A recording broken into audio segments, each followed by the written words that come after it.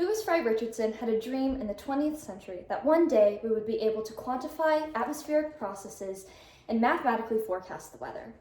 He set out to make that dream a reality by conducting the very first numerical weather forecast by hand for the continent of Europe for May 20th, 1910. It took 2 years and 23 manually computed forms to finish with a complete 6-hour forecast. A 6-hour forecast that was completely wrong. He calculated 148 millibar total change in surface pressure when the actual observations showed a steady barometer. So what went wrong? Richardson was unaware of the presence of gravity waves in his initial observations. Gravity waves, shown on this figure, are high-frequency oscillations that appear in the data because the measuring equipment was unable to precisely determine wind divergence. Gravity waves don't relate to the long-term evolution of pressure tendency and therefore should be excluded in its measurements.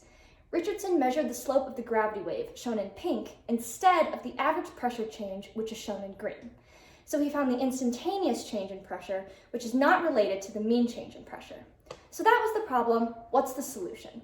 Initialization. A technique used to smooth initial data in order to make sure you're measuring what you're trying to find instead of the other things obstructing that. Even though Richardson's experiment was a catastrophic failure, it paved the way as the very first numerical weather forecast, and we have him to thank, along with many more meteorologists that followed after him, for our field of atmospheric science as we know and love today.